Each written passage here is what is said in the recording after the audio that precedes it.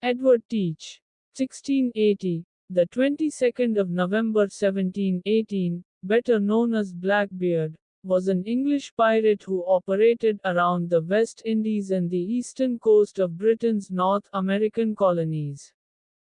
Little is known about his early life, but he may have been a sailor on privateer ships during Queen Anne's War before he settled on the Bahamian island of New Providence, a base for Captain Benjamin Hornigold, whose crew Teach joined around 1716.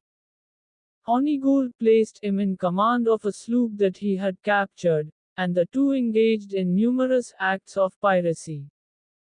Their numbers were boosted by the addition to their fleet of two more ships, one of which was commanded by Stud Bonnet, but Hornigold retired from piracy toward the end of 1717, taking two vessels with him.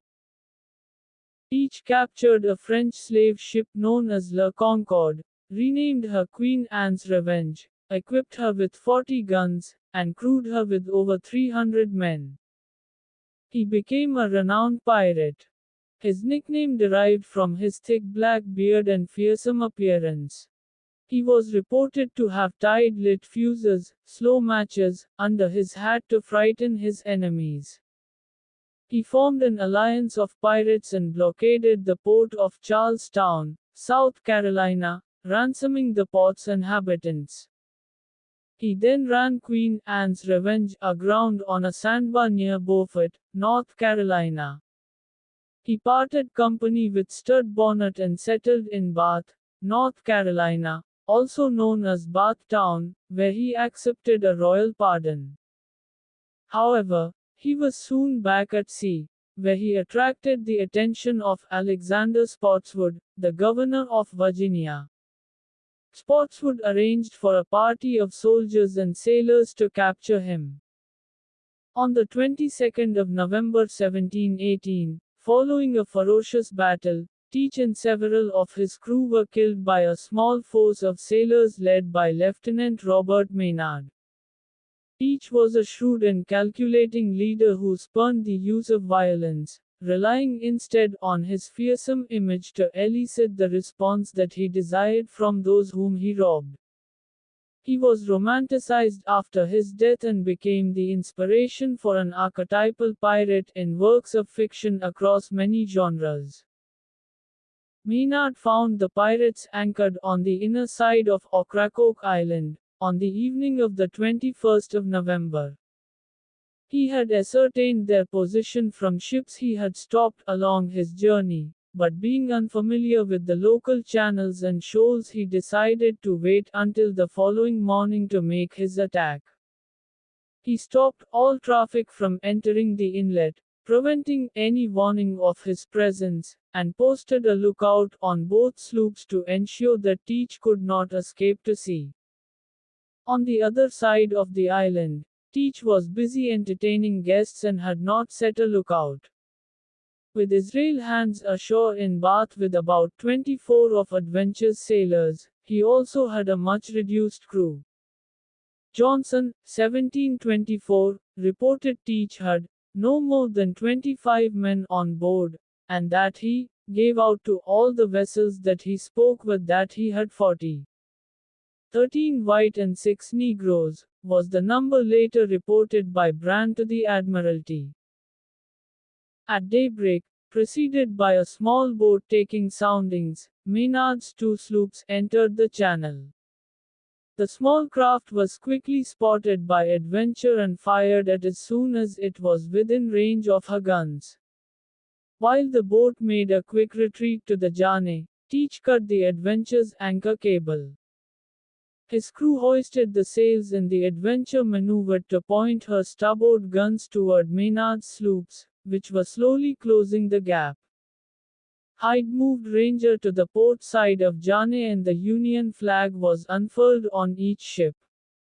Adventure then turned toward the beach of Ocracoke Island, heading for a narrow channel. What happened next is uncertain. Johnson claimed that there was an exchange of small arms fire following which Adventure ran aground on a sandbar, and Maynard anchored and then lightened his ship to pass over the obstacle. Another version claimed that Jane and Ranger ran aground, although Maynard made no mention of this in his log. The Adventure eventually turned her guns on the two ships and fired. The broadside was devastating.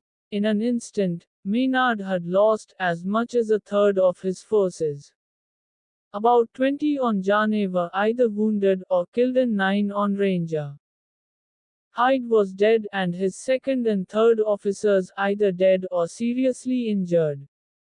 His sloop was so badly damaged that it played no further role in the attack. Contemporary accounts of what happened next are confused, but small arms fire from Jane may have cut Adventure's jib sheet, causing her to lose control and run onto the sandbar. In the aftermath of Teacher's overwhelming attack, Jane and Ranger may also have been grounded. The battle would have become a race to see who could float their ship first. Maynard had kept many of his men below deck, and in anticipation of being boarded told them to prepare for close fighting. Each watched as the gap between the vessels closed, and ordered his men to be ready. The two vessels contacted one another as the Adventure's grappling hooks hit their target and several grenades, made from powder and shot-filled bottles and ignited by fuses, broke across the sloop's deck. As the smoke cleared, Teach led his men aboard, buoyant at the sight of Maynard's apparently empty ship, his men firing at the small group of men with Maynard at the stern. The rest of Maynard's men then burst from the hold, shouting and firing. The plan to surprise Teach and his crew worked. The pirates were apparently taken aback at the assault. Teach rallied his men and the two groups fought across the deck, which was already slick with blood from those killed or injured by Teach's broadside. Maynard and Teach fired their flintlocks at each other.